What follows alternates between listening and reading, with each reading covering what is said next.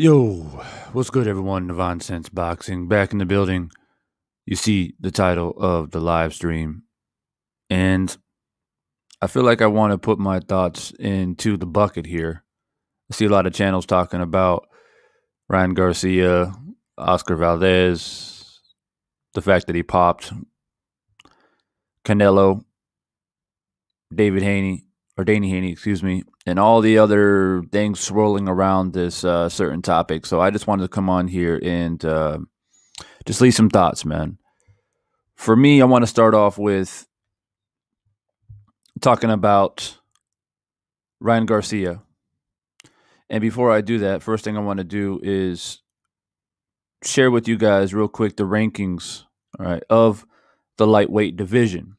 I like to do this as a refresher, just let everyone know where all the rankings are at, where people are at. It's kind of help segue into the conversation of tonight. For all those dropping by, just off the bat, we got Nitty G in the building and the Expert Genius. It's good to see you guys in the chat. Like I said, I know a lot of channels were going live all throughout the night. It seems like a pretty big topic. And like I said, tonight I'm going to go ahead and cook on Ryan Garcia's ass. That's the objective. So without further ado, for the few people that are in the live stream right now, and hopefully some more people start filtering in here in a moment, is to go ahead and share with you guys, as I said, the ranking of the lightweight division. So here we go. All right, just a refresher for everybody. As most of us know, all right, we have Teofimo Lopez, right? He's the champ. He's got the ring IBF, WBA, and WBO. Then we've got Lomachenko. He's ranked at number 1. Then the man of the hour, Ryan Garcia, is at number 2. We got Devin Haney at number 3. Richard Comey at 4. Joseph Diaz Jr. at 5. Jorge Linares at 6. And then Javier Fortuna at number 7. So that's the top 7, all right, of the lightweight division. Now, I find it quite ironic how we got Ryan at 2 and then Devin at 3, and they haven't fought each other. You know, Ryan at 21-0 and Devin at 26-0. And of course, we all know Devin's got that WBC strap. So right off the bat, you would think that Ryan would, number 1, go ahead and grab his first title by defeating Devin, grab the WBC, right? And they're so close to each other in the rankings, it just makes perfect sense. And And yeah, so this is what I wanted to share. Let's just let you guys know where the rankings are at this current moment in time. Now, the crazy thing is, I don't know what Teofimo, right? He tested positive for COVID and he hasn't fought in a while, but he's got all these belts. It's a bit frustrating. And then you got Ryan and Devin here. Lomachenko, I don't know what he's up to. You got the top 3, top 4 lightweights, and it's just a big mess. It's an absolute big mess on who's going to fight who and how they're going to fight each other, and the fact that obviously somebody's ducking up in here. Somebody's not taking this too seriously and buying themselves time, or more, maybe perhaps more than one person. That's up for you guys to decide here in the chat. Let me know. But that's what we got so far.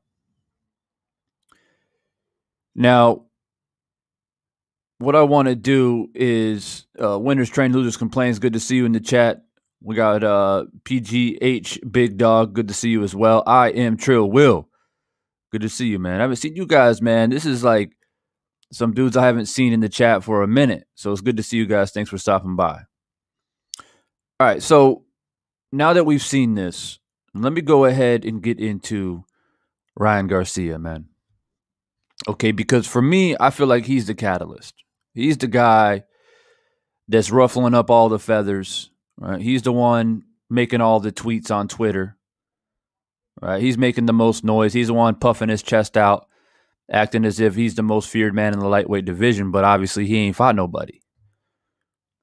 So, another quick reminder for everyone. Okay, is Ryan Garcia. Let's double check to see when was the last time he fought and who he fought. Okay, and just browse over his resume real quick, because I don't want people to feel like I'm just attacking Ryan Garcia and all this. I've got something against Ryan Garcia. I'm just going to explain to you why. I feel like he is the one that is clearly ducking Devin Haney, and not even Devin Haney, just ducking in general the entire division. Anybody that's in the top 5, really. So this is his resume, right? The last time he fought was against Luke Campbell. We all know that fight, right? We remember that. Guess when that fight was? January 2nd of this year, right? 9 months ago was the last time Ryan Garcia fought, and it doesn't seem like he's got any interest to fight anytime soon. This man might go a whole year without fighting, right? And it's a bit odd and interesting on how, you got Ryan Garcia, you got Oscar Valdez, you got Canelo, all these guys in the same camp. And it always seems like there's some type of BS. You know what I mean? There's always something going on. Obviously with Oscar popping, Ryan not wanting to fight, Canelo and the whole Caleb Plant fiasco, and the rumors that have been swarming around Canelo and the possibility of him taking some type of PEDs. And just because, I've never been caught doesn't necessarily mean that there isn't suspicion, or doesn't mean necessarily that you're innocent. I guess, you can use the old saying, innocent until proven guilty, sure. But again, it doesn't mean that people aren't suspicious for various reasons. I like to refer back to Manny Pacquiao, right? What made him suspicious was the fact that he denied Olympic drug testing for 5 years. That's what makes you suspicious. There was a hint of suspicion for how you were basically running through weight classes and knocking dudes out. But it wasn't necessarily like, I know beyond a shadow of a doubt this dude's on PEDs. I just feel more comfortable that we're on an even playing field and we take an Olympic-style drug testing. That's that. And then he said, no, I'm scared of needles. And he didn't do it for 5 years. That's what makes you suspicious, right? So just because you haven't been caught, people do commit crimes and do things all the time and not get caught. So there's just a lot of suspicion. Okay, I'm going to use that word tonight because that's the fairest word that I can think of without being biased or make it seem like I'm attacking anybody. But there's a lot of suspicion swarming that camp. So as we all know, David Haney, he's jumping on Twitter and he's going at Ryan and the camp and Canelo and all this stuff. We've heard it now all the past basically 24 hours by a lot of different channels out here. I'm not going to spend too much time on that because, we already know the deal. Just letting you guys know that I'm aware. You know what I mean? I'm more than aware of what's being said. For me, though, my biggest issue is Ryan Garcia is clearly ducking Devin Haney, and I'm about to prove it to you. So as I just established right here, the last time Ryan Garcia was early Jan of this year, 9 months now. Doesn't seem like he has any interest to fight anytime soon. He probably doesn't care.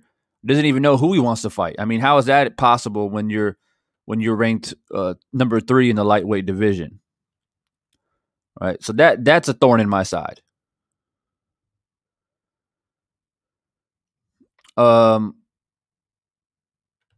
C says Valdez no cheater is to lose weight. I'm glad you said that. I'm glad you distracted me there for a moment, C, because I was getting ready to roast Ryan Garcia. Let me just say this, man. The dude popped essentially for a diuretic. Okay, I don't know the exact drug's name. I looked it up early this morning. I was rolling out of bed. I don't remember what it is, but I do know that it's a stimulant. Okay, he popped for a stimulant, which helps people lose weight. All right, it's a specific drug that's taken mostly for weight loss clients who are trying to lessen their appetite and exercise and lose weight. That's what it's designed for, and that's what he popped on. So this whole thing, he did it to lose weight. Well, here's the problem though with that. See, is that he knows it's illegal. He knows that you can't take it. So that's the problem, right? You know, as a professional fighter, your camp knows, your trainers know, your managers know, the promoters know, everybody knows. They got a list of what they can and cannot take because it's not worth the risk, right, of losing out on a payday, losing out on a big fight, disrupting your training, all that. So every fighter knows what they can and cannot take. Now, fighters try to get away and slide by all the time. Don't get me wrong, with many different types of drugs, right? Rather it's a diuretic or a performance enhancing or whatever it may be. But the problem is that he knew, right? And he tried to get away with it. The reason really doesn't matter. You can try to justify the reason and say, oh, well, he really needed to do this because, as you said, he was going up in weight and, he needs to lose weight and he needs some time. Look, again, it doesn't matter. You're in the lightweight division. If you can't make weight, then guess what? It's time to move up. It's time to make adjustments. It's time to make a plan. So at the end of the day, man, you know what you can and cannot take. You decided to take it to see if you can get away with it, and you popped, period.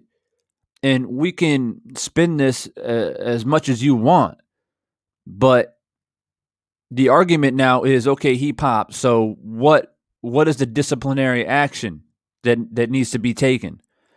Is it a slap on the wrist? Is it not that serious? Or do we take drastic action and strip him of his title? That's the question in the poll right now in the chat. You guys can vote. Let me know. If you don't want to put it in the comment section, fine. Just vote on it. You're unanimous at that point. So that's the question at hand. Should he be stripped? Should it be a slap on the wrist? But before you answer that question, I must ask you, what if the tables were turned? What if this was Devin Haney? What if this is one of the Charlo brothers? What if this was, quite frankly, what if this was Deontay Wilder? How would the media perceive it? How would you perceive it personally? You got to ask yourself these questions because we got a camp, right? We got a camp full of fighters that has a cloud of suspicion over them. Canelo, Ryan Garcia, who hasn't fought in 9 months. Now we got Oscar Valdez.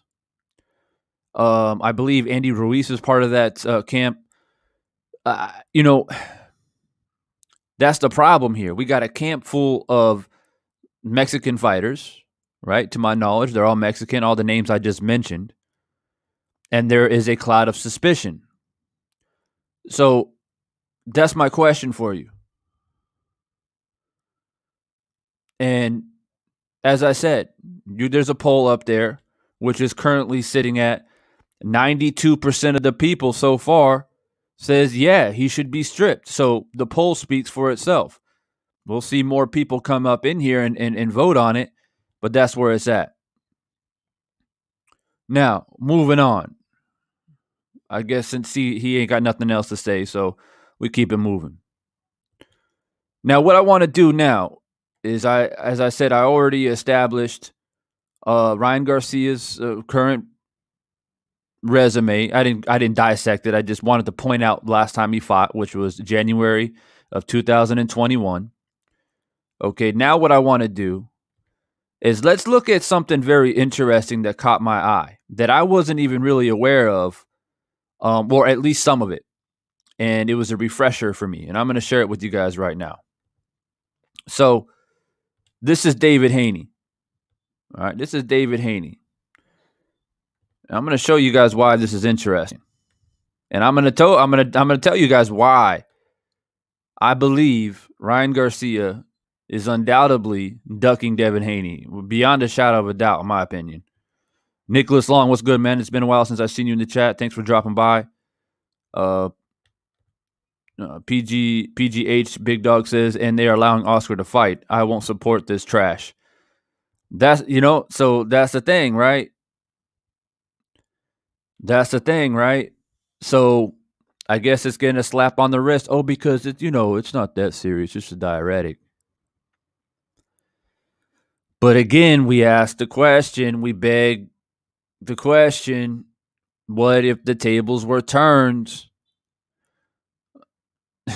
That's the issue.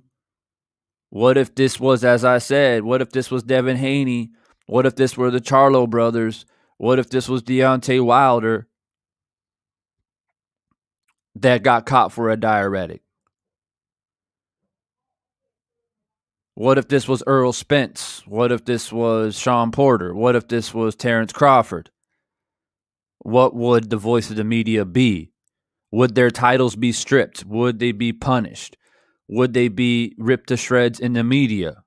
Now, we got small channels like Divine Sense and others who we rip Oscar Valdez to shreds, but we ain't sanctioning bodies. We can't discipline anybody. We can just voice our frustration. But still, I'm going to continue to ask that question. And until I get an answer, which I have never gotten, anytime we have suspicious things like this pop up, I never get an answer.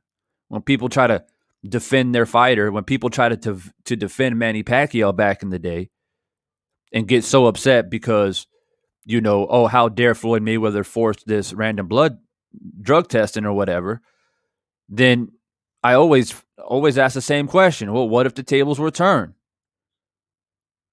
But I never get an answer. So let's go ahead and keep it moving here. What I wanted to point out is here's David Haney's resume. All right, or sorry, his Wikipedia.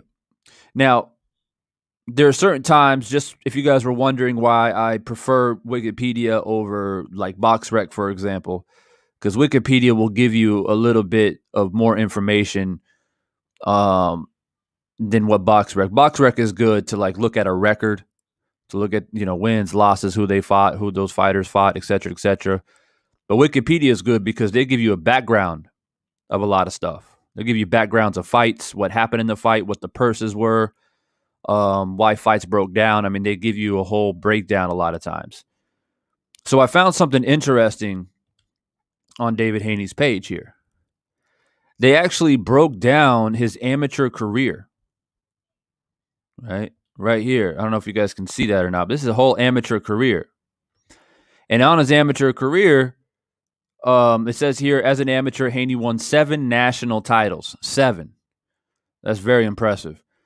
In January 2015, age 17, he became the youngest boxer to win the Youth World Championships in Reno.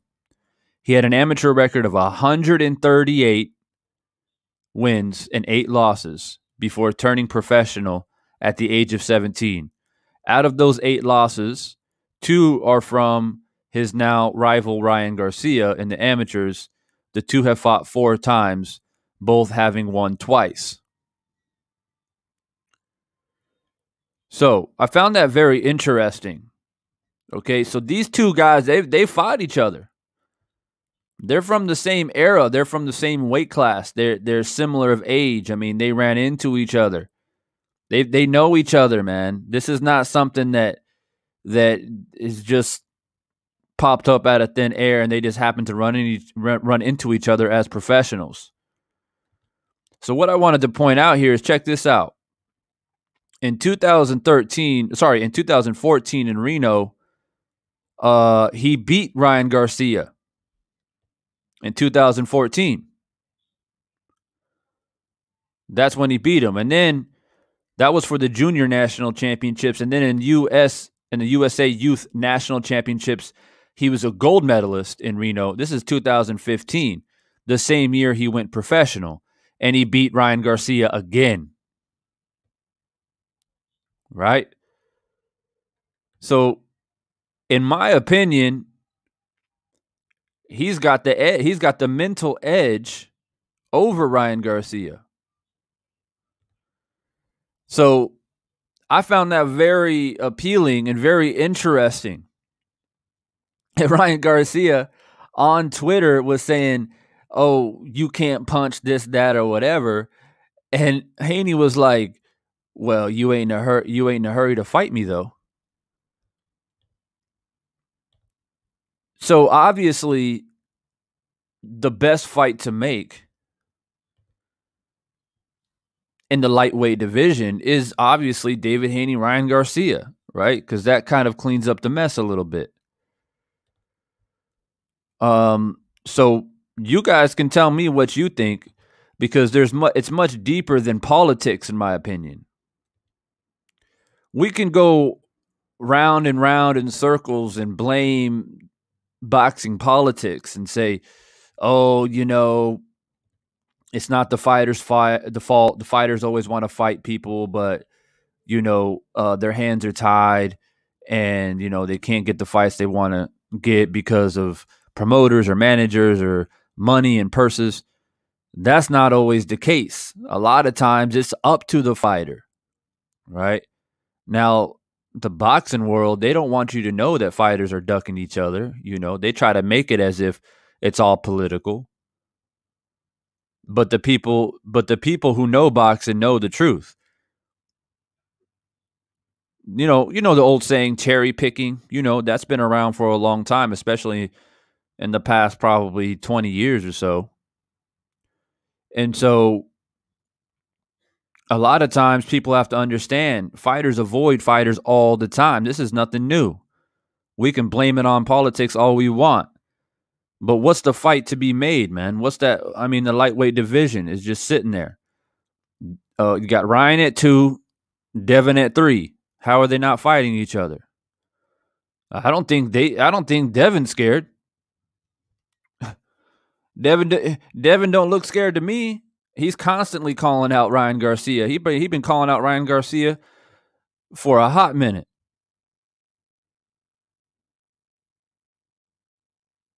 So,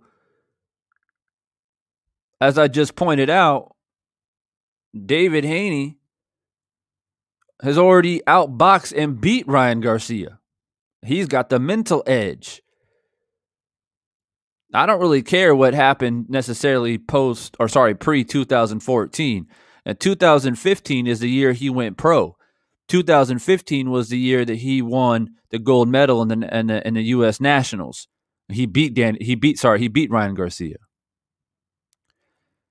So that's the one that stands out to me the most. That's the most recent fight. He won the gold medal and had to go through Ryan Garcia to get that gold medal.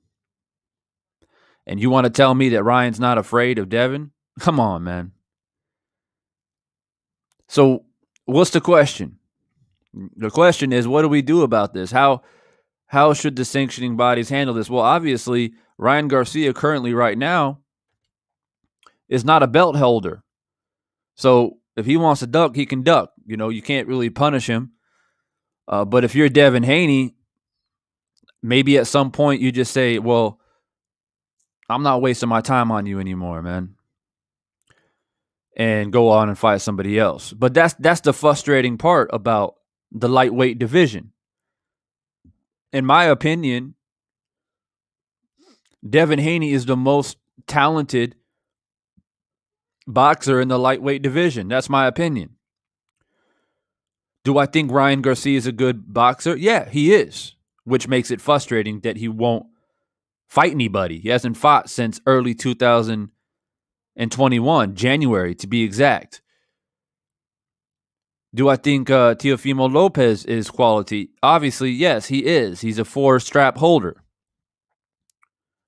But we all have our opinions, and my opinion is Devin Haney. I feel he's the most talented. So that's what's frustrating about the lightweight division is nobody's fighting anybody. What is Teofimo Lopez doing right now? The dude is holding 4 belts. He's holding the ring, IBF, WBA, and the WBO strap. What is he doing? What is going on?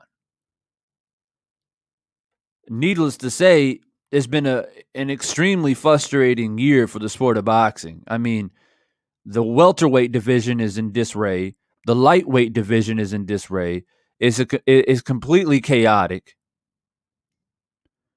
And the only thing that we can do is try to skim through and try to find a reasoning behind it. Try to make some type of understanding out of it. Razor 531, man, what's good? Thanks for dropping by. Salute Divine. They should strip Valdez of his title. Felix says Ryan knows he will get an L against Haney and Tank. Yep. But Haney has the real belt and Ryan has the interim. I'd rather see Haney Lopez for undisputed than Ryan. No, I agree with you, Hoplo. I agree with you. But this particular topic that I'm discussing right now is me clearly pointing out that I believe Ryan Garcia is totally ducking Devin Haney at this point. So that's what I'm saying. Devin Haney needs to just say, all right, man, you don't want to fight, bro. I beat you in 2015, or I took the gold medal in U.S. Nationals. If you don't want to fight and redeem yourself, then I'm fine. I'm moving on. So, okay, yeah, I'm in agreement with Hoplo here. Forget Ryan. He's obviously scared. So go fight Teofimo. But what is Teo doing? What is Teofimo doing right now? Does he got any fights lined up? Somebody let me know. Right? So this is why it's frustrating. I know that he had a fight lined up and then he tested positive for COVID, right?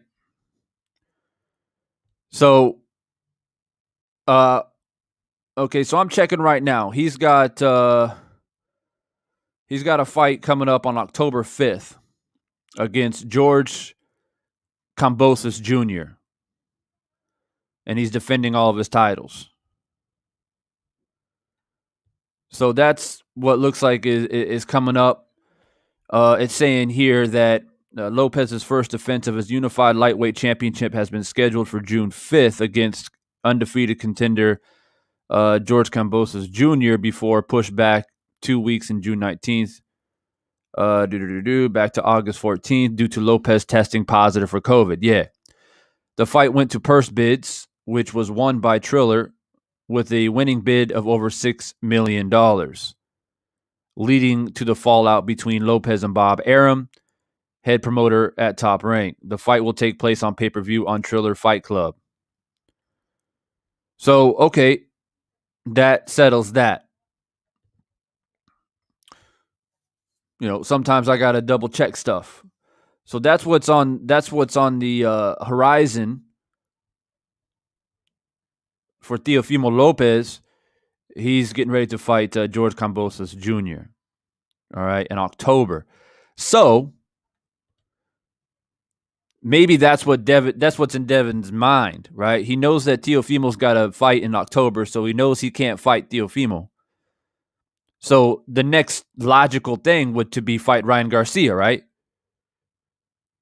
But Ryan Garcia don't want to fight because Ryan Garcia is ducking. So if you're Devin Haney, right, you'd be extremely frustrated. You can't get any top fights because Teofimo's locked in and Ryan is ducking. So you got to go down the totem pole here and obviously fight someone down that's maybe top 10, top 9, top 8, top 7. So I don't know. I don't know what to say other than more than frustrating of what's going on, man, this year in boxing. With COVID and fighters popping for PEDs and diuretics and fights being pushed back, fights being canceled. I mean, I don't think I've seen anything like this ever. Ever. And I've been talking about boxing for a long time. It happens from time to time. Purses go to bidding and fighters get hurt and stuff like that. But never this much. I mean, Teofimo Lopez testing positive for COVID. Tyson Fury testing positive for COVID. Earl Spence getting injured. That's just to name a few. And then you got people like Ryan Garcia who don't want to fight nobody. Spending too much time in the Jake Paul camp leading up to the Tyron Woodley fight, trying to teach Jake Paul how to box. That was what was occupying his time. But it doesn't seem like he's got nothing to do now but except be on Twitter and try to talk shit. So I guess this is just me venting a little bit about the lightweight division, but it's the lightweight division and the welterweight division that's in complete disarray, right? It's mind-blowing. I mean, now we got a situation with Crawford and Porter where the purse bid has now been postponed, which is extremely strange. I've never seen anything like that before. I don't remember ever happening. So is somebody ducking in that fight? I don't know. You got promoters being fired and it's crazy, man. I don't even know what to say about this shit anymore, man. For me, I just want to get this year over with at this point. I want to see Joshua and Usyk and Wilder and Fury. At least we got 2 big heavyweight fights coming up. That's the only thing I have looking forward to. And of course, Caleb Plant and Canelo. But I'm just ready to hit the refresh button, man, for real. Especially for these lower weight classes, lightweights and welterweights. I mean, when was the last time we saw a big welterweight fight that we can be excited about? Other than what we just saw with Manny Pacquiao and Ugas. But that wasn't really the fight that we wanted to see. We wanted to see Pacquiao Spence.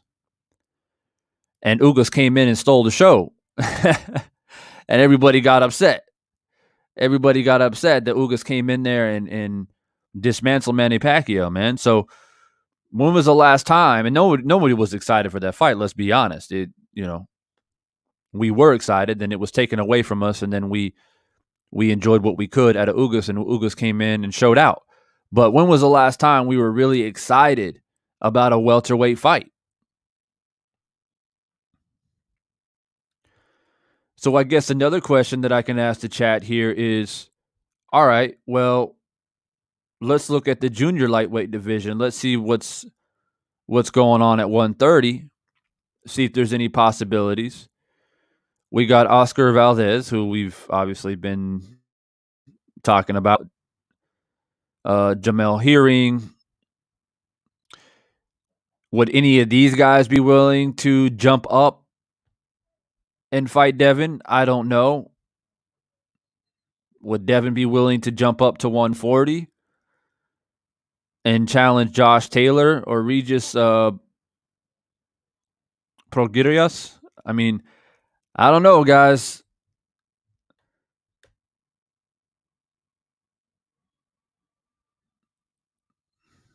Or Tank Davis.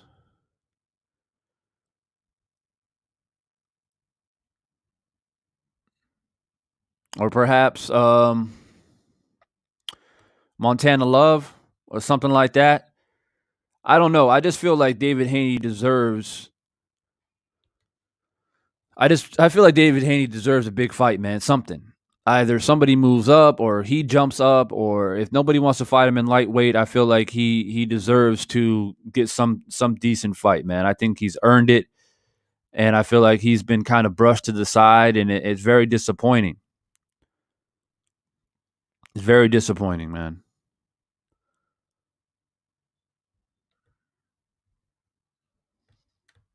But anyways, I just wanted to let you guys know that I feel that Ryan Garcia is definitely ducking Devin Haney. There's no doubt about it.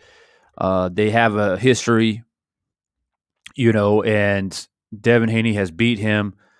And I think it's a little deep scar for Ryan Garcia, man. I think that him losing the gold medal in the U.S. Nationals to Devin Haney himself is something that really bothers him. I really do. And I just feel like he don't want none of it, man. He don't want it. He's in his little comfort zone, right? So if he waits it out and fights somebody else, or maybe he's going to try and fight Lemchenko, I don't know. But if he waits it out and doesn't fight Haney, and Haney maybe goes on, maybe he moves up and loses, or somebody pulls an upset on him, that's not in the top 5. Then he can say, oh, see, he's not on my level. See, this is what boxers do. They like to wait shit out. You know what I mean? And I feel like it's a true definition of ducking, period. And I just pointed that out. If you guys missed that, then this will be uploaded later. You guys can check it out. But I pulled up.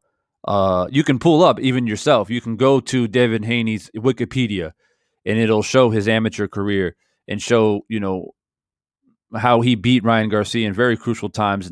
In the year that he beat Ryan Garcia, won the gold medal in the Nationals, was the same year he went professional. And so I think that sticks out like a sore thumb, and I think that's very telling.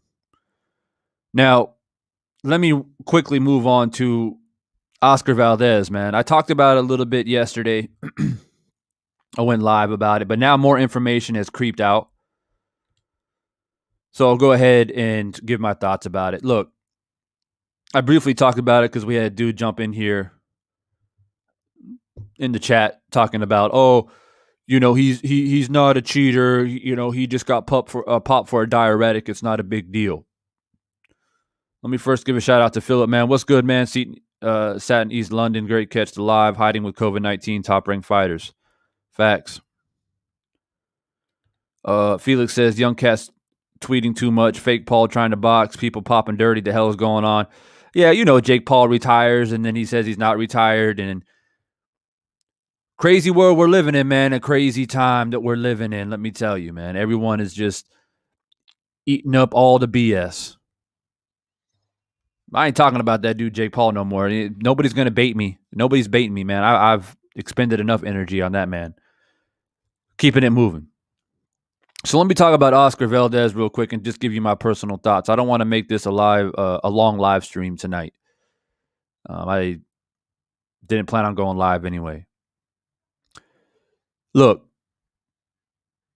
as I stated earlier, if you were in the live earlier, and obviously there's a few more people that has joined in recently, you can try to make the case, and it's been made before, when fighters get popped for diuretics, right? At the end of the day, most diuretics that are banned in professional sports is some type of stimulant. That's why they're banned, because they're branded as a stimulant.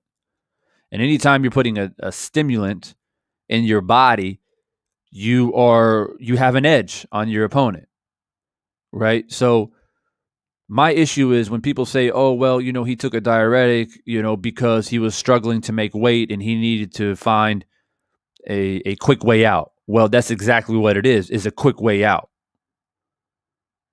And that's why it's called cheating. Because anytime you're finding a quick way out, it's cheating. So for anybody out there who thinks, hey, I don't think it's fair to strip a man of his belt just because it's a diuretic, I got two replies to that. First one is, as I stated earlier, if you joined the live stream late,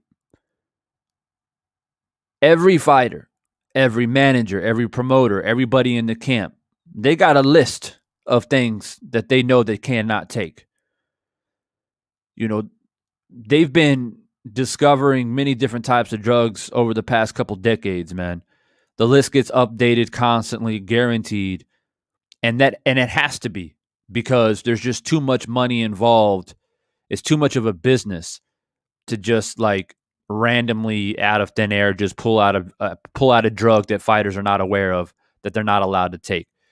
They spend a lot of time and resources updating this list because, like I said, they have to. Because fighters are constantly trying to find something that hasn't been discovered yet. That's just the way it is. And it's not just fighters, it's sprinters, it's other sports as well. They're always trying to look for an edge. I mean, that's the way it is. And, and that'll never change. But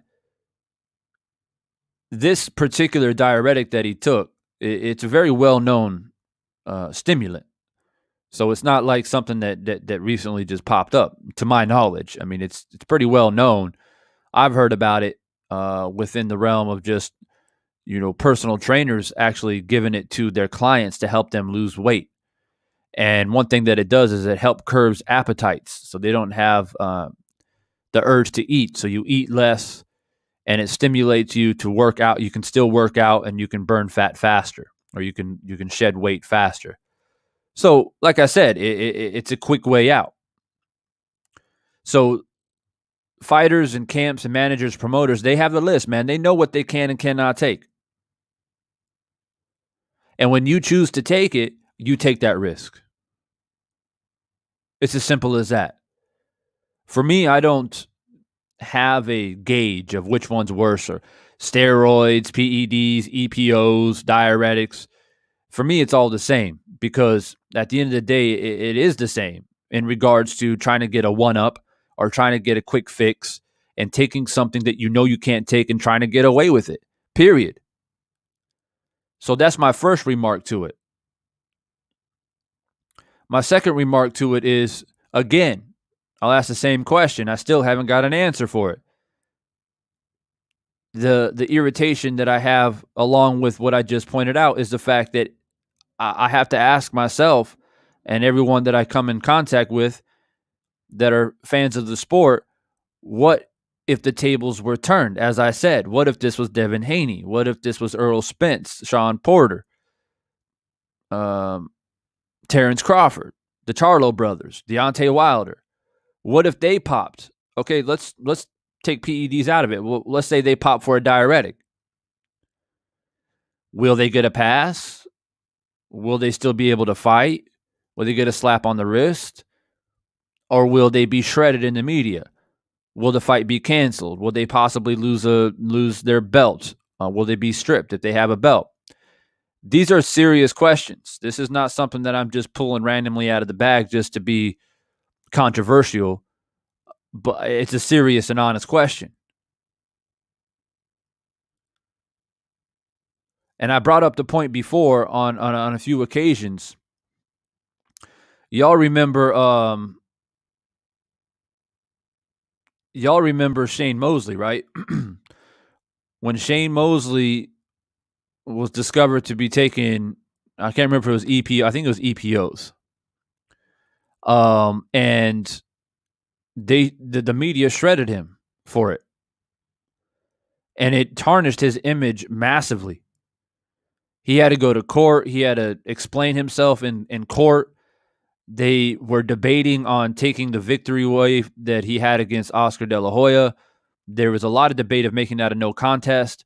I mean, it was a long, drawn-out process.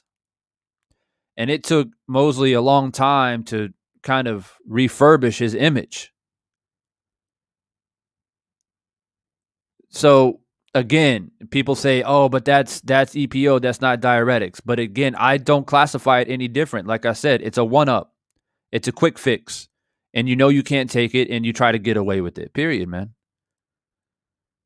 And I think, if I'm not mistaken, is Shane Mosley tried to make the case that, you know, I wasn't aware of what was being put in my body. I wasn't aware that it was illegal. Now, back in the early 2000s, maybe you can try to get away with that narrative, but you sure as hell can't do it in 2021. Not with everything that has happened since Mayweather was advocating random Olympic drug testing and other sanctioning bodies becoming more strict and updating their illegal drugs list and all that. Like, you can't get away with that excuse now.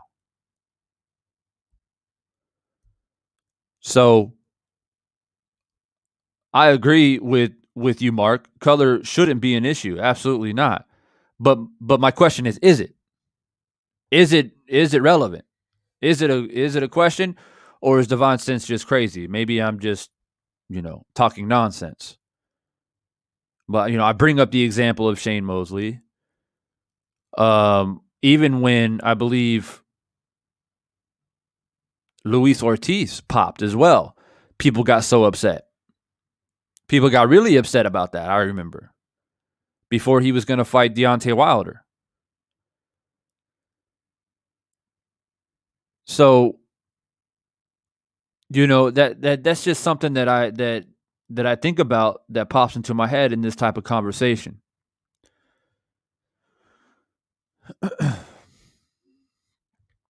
Razor says the WBC will probably adjust the level of the PED that Valdez took.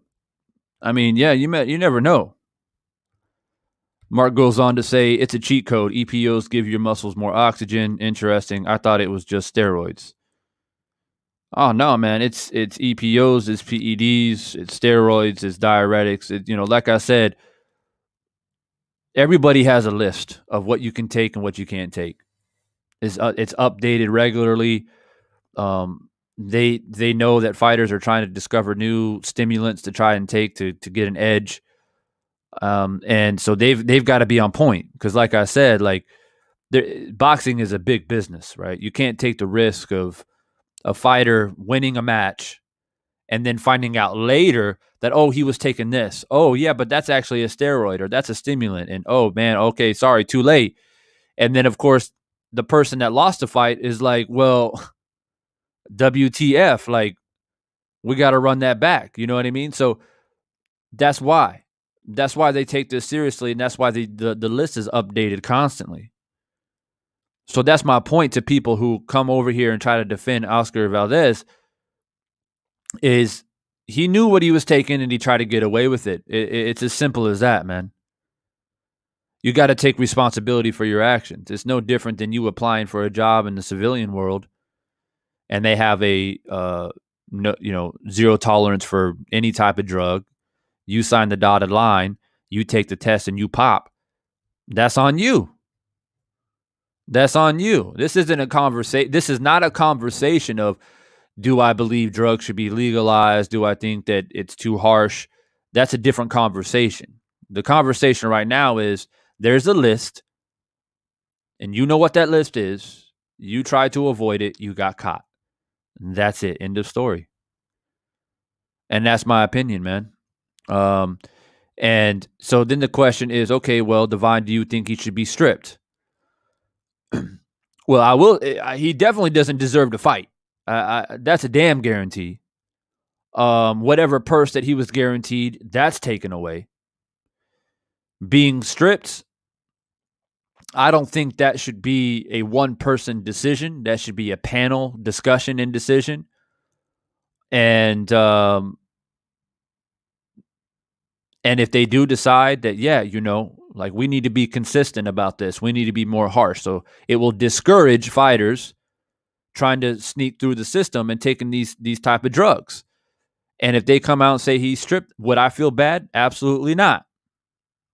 But the bare minimum would be no fight, no purse,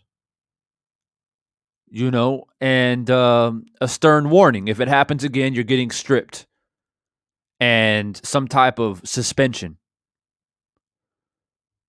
I'm usually quite lenient when it comes to harsh situations like this in general. I'm a business operator. I have a lot of people working under me. I believe in warnings. I think that's very important. Especially with young people, that's very important.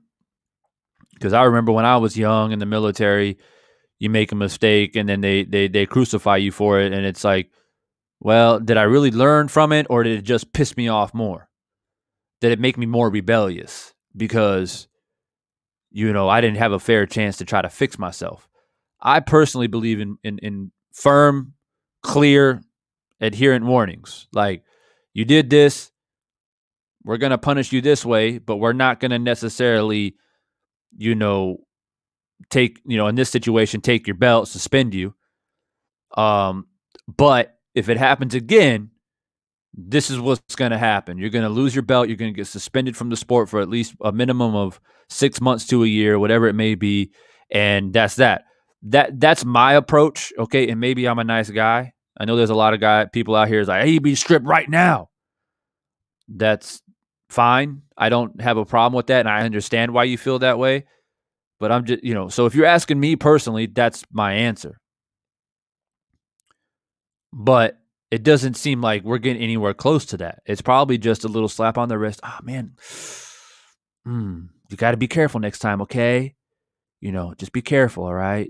Damn. That's a close one. And that's it. Brushed under the table. That's not acceptable. That's not acceptable. The sanctioning body needs to come forward, make a very stern statement, say, yes, we know that Oscar Valdez popped for this drug. It is unacceptable. We have reached out to Oscar. We have let him know that this is the disciplinary action that we chose to take, and he's been given a stern warning that if it happens again, this is what's going to happen, X, Y, and Z. All of the public knows, the media knows, we report it, and then this man has a spotlight on his head for a little while. And that's warranted, right? But it doesn't even seem like we're getting remotely close to that.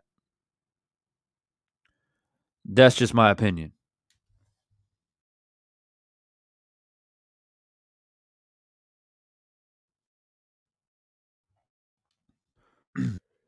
Felix says people need to be.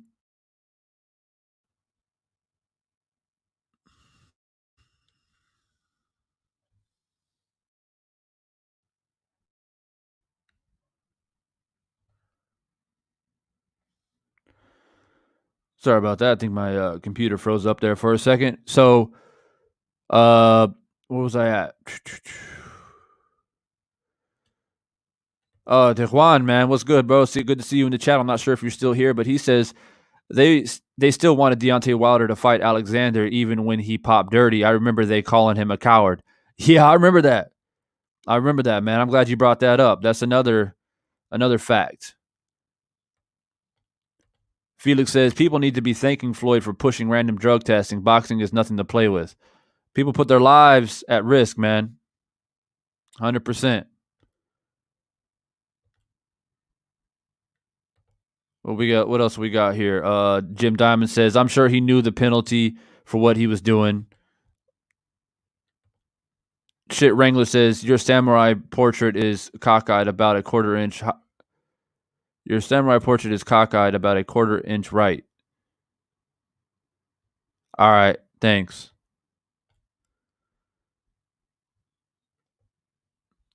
So anyway, thanks for everyone who dropped by. I didn't want to make this too much of a long live stream. Just wanted to throw my quick thoughts out there about Ryan Garcia clearly ducking Devin Haney, in my opinion. I put out some reasoning behind that earlier in the live stream, and then just wanted to have an open discussion about Oscar Valdez and how I think that it should be handled. Yeah. So again, hopefully you guys have already smashed the like button. Hopefully you've voted in the poll. Let me double check that real quick before I head up out of here. We still have 82% that says he should be stripped. 18% says no. And like I said, I understand why people feel that way. I really do. I really do. But like I said, I believe in correction. I believe in giving people a chance, especially something like this. It's not like he showed up. And this is different. I do want to say this, though, real quick. Popping for a diuretic or some type of EPO and whatnot, that's one thing. There should be some type of disciplinary action and then a stern warning. If you do it again, you're getting stripped, you're getting fined, you're being suspended. Simple as that. Now, when it comes to loading gloves or tampering with gloves or suspicion of spiking water, real extreme allegations like that, that is another matter, in my opinion. That's flat out common sense. I mean, that's common sense. That's like, you don't do that, period. And if you do it, everybody knows that you should be banned from the sport. That's that. And so that's where I make that separation. But yeah, De Juan says, I dropped by late, but good looking out and pointing out the double standards when it comes to black fighters in the States. All I do is just ask questions. That's all I do is just ask questions. And people can think for themselves. If the tables were turned, that's why I always say, every time we talk about Deontay Wilder, Tyson Fury, I say, if the tables were turned, all the allegations that came up after the second fight, everybody try to brush it off and, say, oh, Deontay's a crybaby, he's an excuse maker, etc., etc. Okay. But what if the tables were turned? It's just a simple question. And I'm telling everybody that's in part of this chat right now, I never get an answer. I always get this stumbling, stuttering, and hiding behind the bushes. People can't answer me. They say, well, the fact of the matter is, Tyson wouldn't do that. Well, that's not my question. My question is if, the hypothetical, right? If the tables were turned, right? If it was Deontay Wilder that they discovered had some glove that was twisting backwards, like he's double jointed in the wrists, and Tyson Fury had a dent in his head, and Tyson Fury came out with wobbly legs from the start of the fight, and people started asking questions. What if this was Deontay Wilder? You know what they would have said? They would have said, that explains his power. He's been knocking dudes out because he's been cheating. They would have had a whole investigation on Deontay Wilder. So if people were to ask me that question, I got an answer ready for you in my back pocket, ready to pull it out. But when I ask it, people can't answer me. So again, we talk about Oscar Valdez. Okay, we got Oscar Valdez, we've got Canelo, we've got Ryan Garcia, all in the same camp. Okay. I don't know. It makes me rise. I don't know about you, but it makes me raise an eyebrow. So again, I asked the same question. What if the tables were turned? And I still don't get an answer, man. So that's just what it is. I don't need to make assumptions, and I don't need to beat my drum and, preach for social injustices and all that stuff, because what is apparent is apparent, and all I got to do is ask questions. And if I can't get an answer, well, then I guess that just proves my point. So those are my thoughts. And I just wanted to make that point clear as far as the drugs and, tampering of gloves and things like that, because that's important. That's important to distinguish. So once again, guys, I hope you guys enjoyed this brief live stream. I didn't plan on going live. It just kind of happened, man. I saw a lot of channels popping on live, and I was like, oh, damn, okay, a lot of people are active. And I popped by Blue Blood. I popped by Drew Titan. Listened to a little bit of Champ Side as well. And I just feel like, okay, I just want to give my opinion. So a lot of times, for the most part, I agree with, those channels. I support them. I subscribe to those guys. But I feel like I always offer just a little bit of a different perspective. And I guess maybe that's what makes me unique, is that although, I can agree to disagree for the most part and do it cordially and respectfully, but I feel like my viewpoint is always a little bit unique, and I just want to offer that to my subscribers, and I appreciate you guys taking the time and listening to that different perspective. So yeah, it's all been said.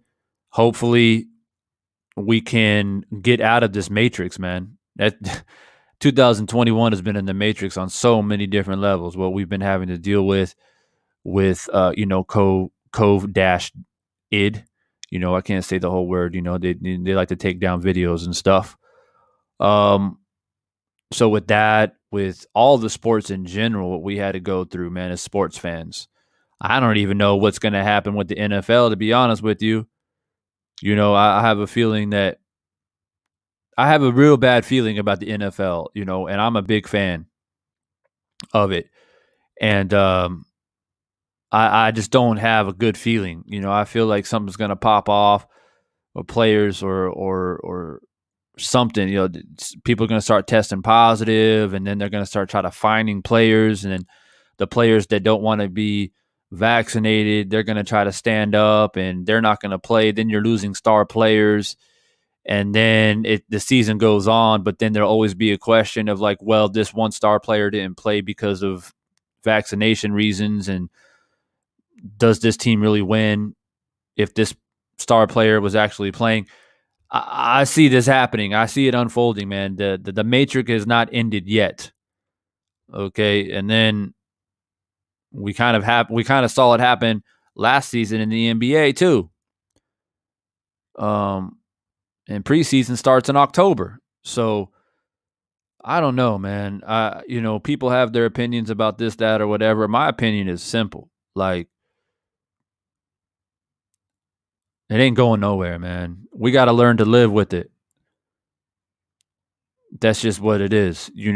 When the Spanish flu hit, when tuberculosis hit, people learned to just educate themselves and live with it, man. Because it's really a dead weight. It's like a ship dragging an anchor in the water when it comes to our everyday lives. And for me, sports, athletics, what I do for a living is being hampered massively, man. It's affecting businesses worldwide. Gyms are going bankrupt. People are losing money.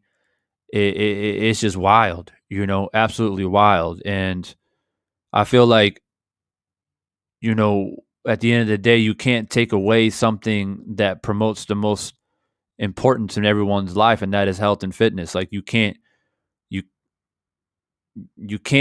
be fit and healthy if you don't live that type of lifestyle. You know what I mean? Like, I don't know. I can go off on a tangent and really get deep in this, man. And if if you guys want to hear my thoughts on it, perhaps I can make a live stream about it. But in the conversation of how sports are being affected by this, I think it's massive. So hopefully, man, we can recover from it and bounce back and get back to at least somewhat normal.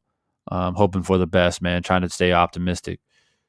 So on that note, I mean, even for me personally, like I was hoping to come back in October, to watch the Wilder Fury fight. That's something that will be historic. And I feel like I'm missing out on a big part of history, not being able to go. But because of what is going on in the world, I just don't know if it's worth the risk, and that's the real sad part about this whole thing. It disrupts travel. It disrupts people from, being with their families and doing things that they want to do. And it's just much deeper than what people really want to realize. People are stuck in the debate. Like, get the vaccine, don't get the vaccine, and there's this tug of war. But in the meantime, people are suffering, man, everyday lives. Bankruptcy, unemployment, suicide rate, all those different things. So, just food for thought, man. And like I said, if you guys really want me to get deep with it one day, I have no problem doing it, and I can perhaps go live about it. But for the sake of boxing, which is why we're all here, I hope it gets better soon. And I appreciate you guys stopping by, as I always say, man. And make sure before you leave, you smash that like button. Just double check to see if we got any questions or comments before I roll up out of here. Mark says, got here late. Don't agree with Blue Blood a lot of the time. He presumes a lot about UL supporters. Or maybe you meant UK supporters. Okay, yeah, UK. He should not be banned. He did nothing illegal. It wasn't in competition ban. The competition isn't until September 10th, fam. All right. Well, I mean, I've already hit on these points. Perhaps you just joined a little bit late, so this will be uploaded. You can jump by later on and talk about it, or get my thoughts. But I don't want to continue to beat a dead horse here. You got vaccine passports in football there.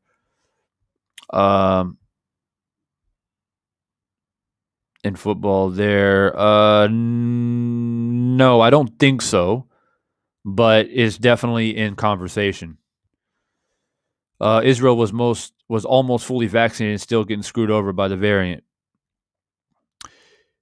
Yeah, what is happening in Israel right now is insane.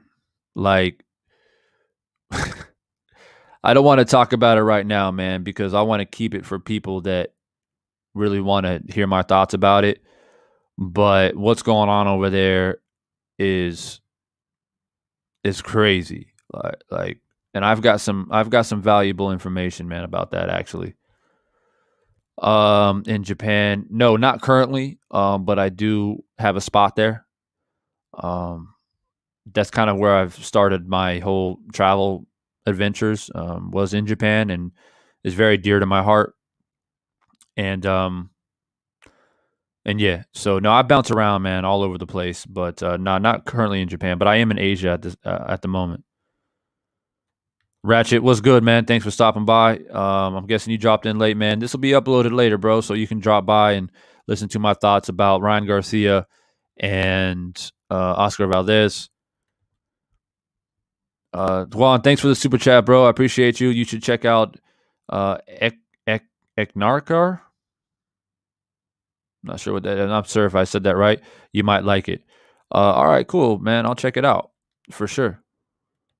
For sure. Philip says been happening before we was locked in.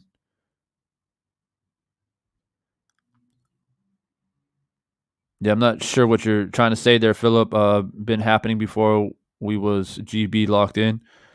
Yeah, I'm not sure if that's an emoji that I'm not seeing or what. But yeah.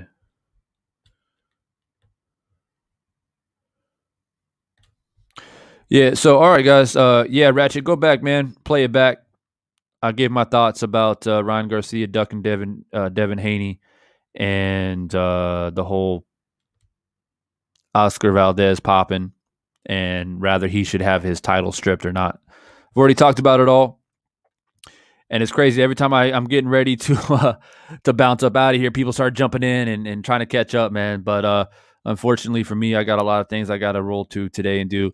I didn't plan on going live today, but the next time I go on live is, well, first I'm going to be back on the Eye of the Storm with Stormy B, man, Saturday morning, 9:30 Central Time. Saturday morning, it'll be part 2. If you guys haven't seen part 1 yet, make sure you run over to Stormy B's channel and watch part number 1, where I was featured in his Eye of the Storm series. We're doing part 2 this Saturday at 9:30 a.m. Central Time. Then I'll be back on live again on my own channel Saturday night at 9:30 Eastern. And if you guys don't know, I've started a new series called The Firestorm. Every Saturday night, we do live calls. People can call in, join the panel. We have open discussion about anything and everything. So that's what The Firestorm is about. That's on Saturday night.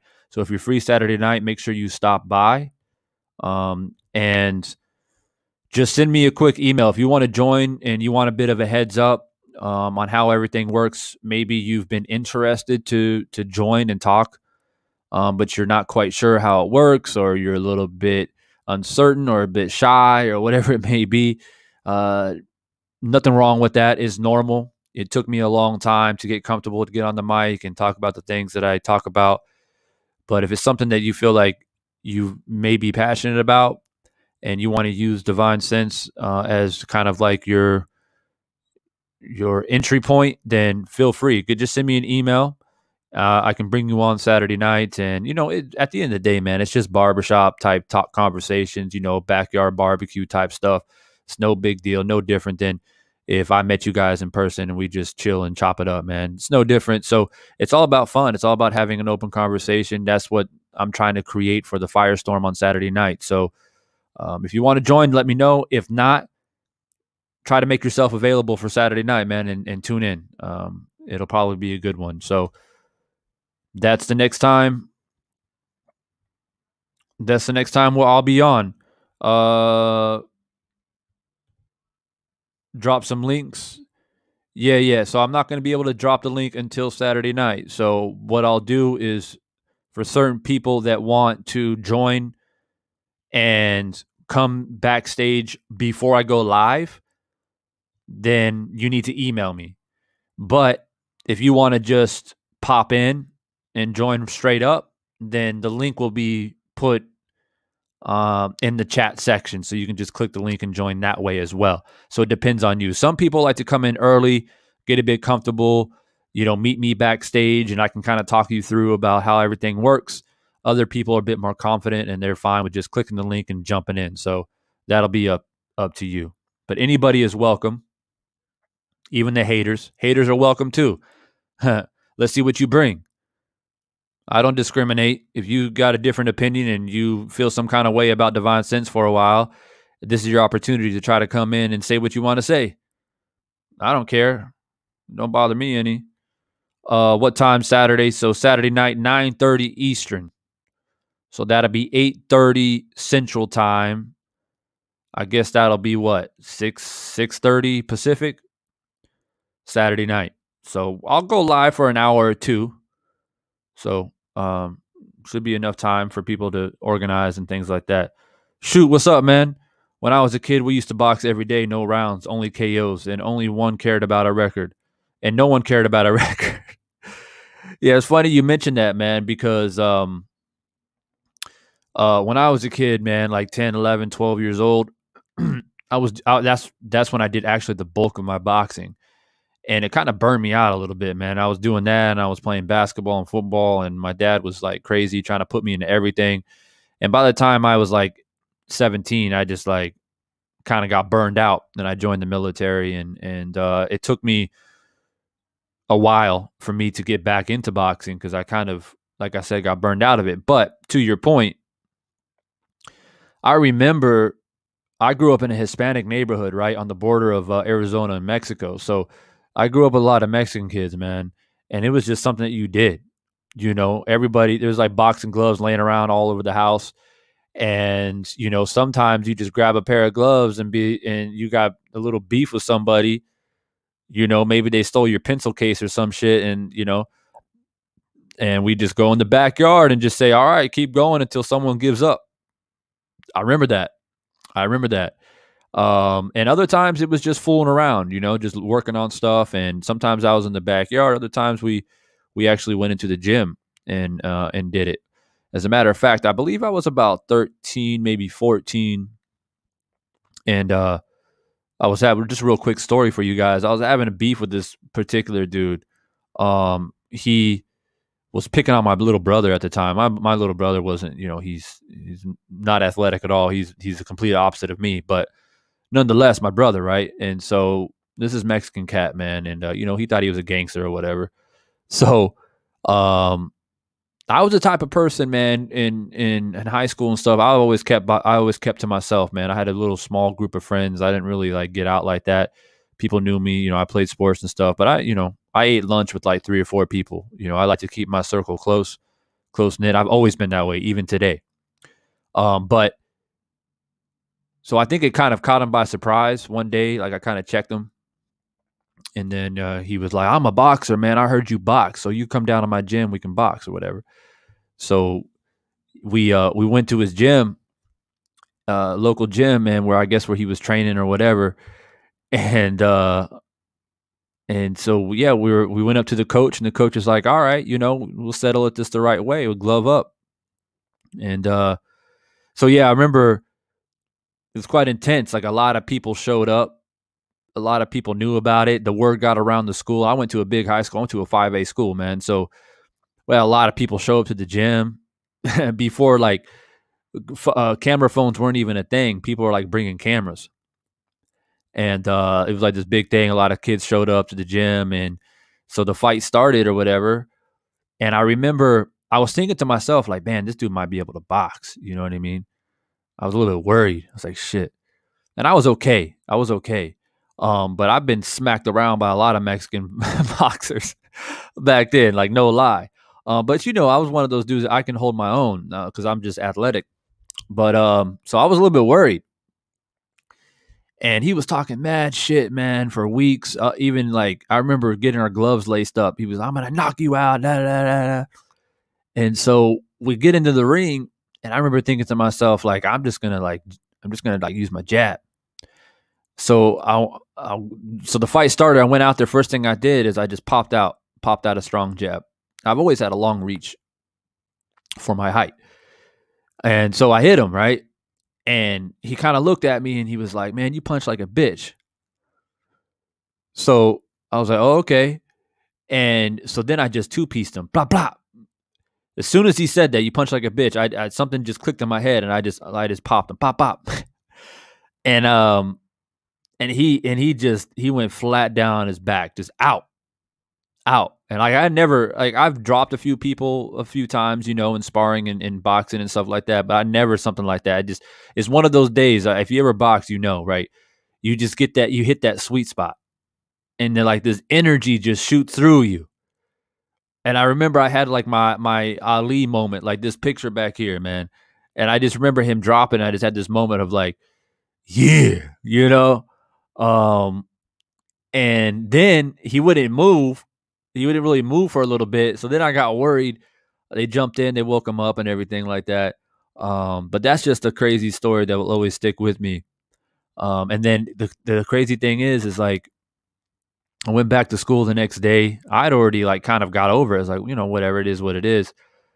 And people were coming up to me like, "Oh shit, man, we heard what happened, blah, blah, blah, blah." And people started calling me like one hit quitters and shit like that. One hit a quitter and shit like that, man. I was like a sophomore in high school, I think. And it's crazy because then that dude, like a year later, came to my work. I was working at Foot Locker at the time.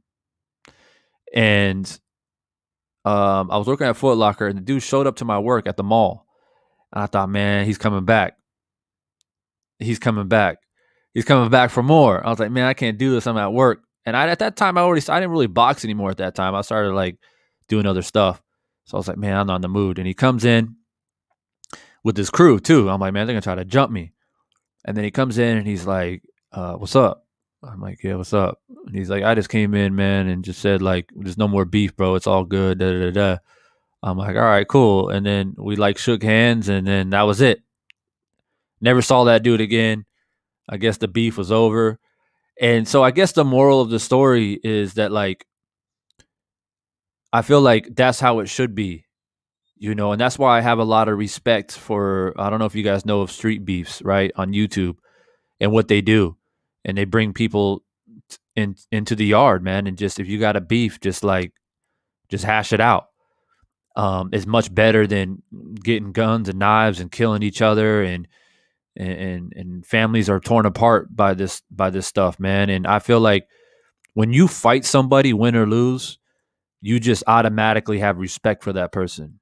You know what I mean? Like, I didn't have any ill will. Like, I knocked this dude out. I could have, pranced around and been like, oh, I'm this and that. But for me, it humbled me and it humbled him, and anytime you ever see two dudes that have a beef and you just box it out and you punch in the face and maybe you cut, you bleeding, you bruised up, 9 times out of 10, man, when it's all done, you shake hands, bro, and it's done.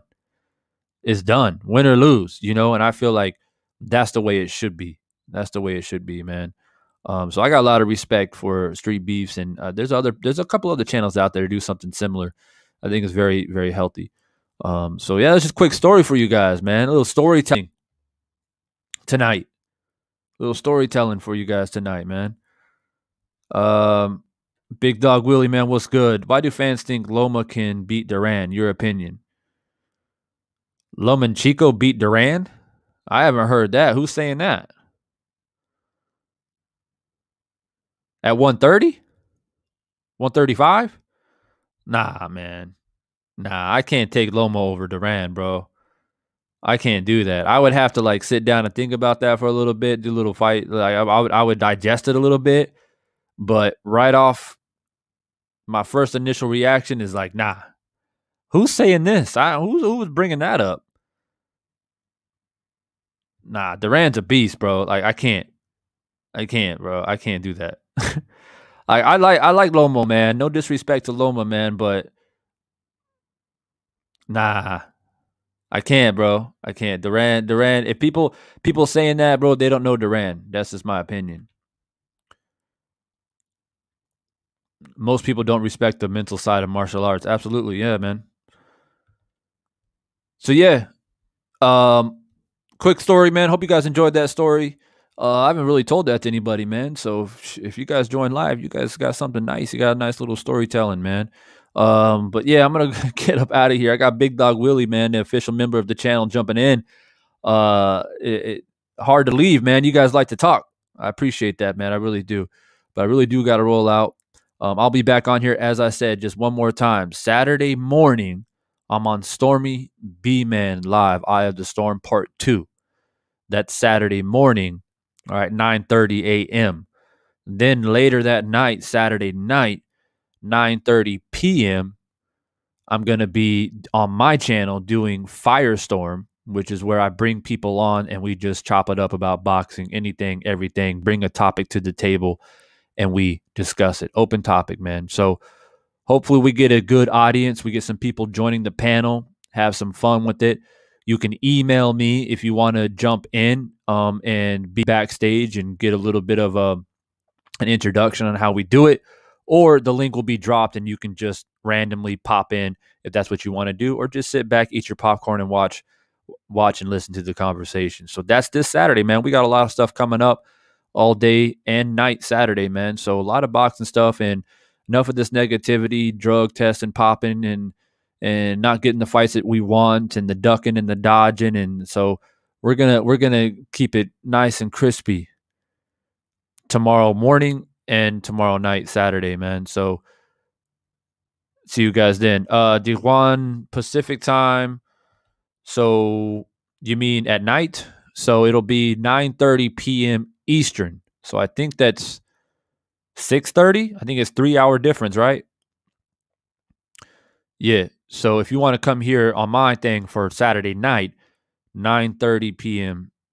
Eastern time. All right. So the schedule is on my channel as well, guys. You guys can always refer back. If any point you're like, oh, when's Devin going live? Just go back to my channel and then go to the go to the community section of my channel, and the schedule's there. The schedule's there. So I'm pulling it up right here. So sorry, it's 9 p.m. I apologize. It's 9 p.m. So it'll be 9 p.m. for Firestorm Eastern. This is the live show for Divine Sense, right? And every once in a while, I come on live like I did tonight, just kind of randomly. But these are the guaranteed shows that you guys will be guaranteed weekly, Monday morning, Wednesday night, and Saturday night. So the Firestorm, as I said, is the one where we bring people on. For the Stormy B-Man one in the morning, that will be, I put it here actually too. It will be right here. That will be 9:30 a.m. Central. That'll be 9:30 a.m. Central. So I believe that'll be 7:30 a.m. Pacific time, if I'm not mistaken. Yeah. I think there's a 2-hour difference between Central and Pacific. I always get mixed up, man, because I'm overseas. So you're talking like 12 hours difference, 16 hours difference sometimes. So, yeah, it's 9:30 Central for the morning one, and then 9 p.m. for the night one, Saturday night. Also, I put up here, man, I do have another channel, guys. It's called the Eternal Beast Podcast. Okay, because I did have a lot of people ask me my thoughts about Afghanistan. And so I have another channel right here, and where I made a video about my thoughts of Afghanistan. It's called America Departs Afghanistan Veteran Reacts. So if those of you who don't know, I am a military veteran. So if you want to hear my thoughts about that, just go to the community section of my channel. The link is right there. You can go there, subscribe to that channel. And on the Eternal Beast Podcast is where I'm going to talk about all of the current events. So I'm going to talk about, things like Afghanistan. I might talk about, the COVID situation, the vaccine situation. I made, more of a current events, life issues, situations, and things like that. More deeper topics. So if that's something that interests you and you guys want to hear my thoughts on those certain topics, go to that channel, subscribe to that channel. In the meantime, I try to keep this channel about boxing as much as I possibly can. So yeah, go check that out. As I said, community page on my channel. The link is there. Watch that. Go subscribe to that channel. And within the next few days, I'm going to be releasing my fitness channel as well, where I do everything fitness. So fitness ideas, workout ideas, talk about nutrition, talk about health. I do actually a lot of cool stuff where I do head-to-head battles where athletes go head-to-head. They battle it out, do like a fitness thing, CrossFit, functional training, calisthenics. I even get in on it sometimes as well. So that's another thing that I got coming on. So a lot of cool stuff, man, coming from Divine Sense, man. So stay tuned and always keep an eye on the community page. As a matter of fact, any channel that you follow, not just Divine Sense, but any channel you follow, it's always good to go to that channel, the channels that you really enjoy and support, and go to their community page. A lot of channels put a lot of good information there to update you guys, and maybe you miss a live, you miss a video, or just to see what channels are up to. It's a great little page that YouTube created here, which is a community page. It's like a little Facebook of YouTube. So yeah, always keep an eye out for that type of stuff. So jump over, subscribe to that channel, the Eternal Beast Podcast, and then I'll have the fitness one coming up within the next couple days or so. You guys can jump over there too if you guys want some workout ideas. Maybe you like CrossFit, maybe you like calisthenics, maybe you like functional training, maybe you just like to lift. I'm going to talk about it all over there, and then keep this channel boxing. So, all right, guys, I appreciate it. I'm going to go ahead and jump up out of here, and make sure you guys hit that like button before you leave, man. I appreciate you. Peace.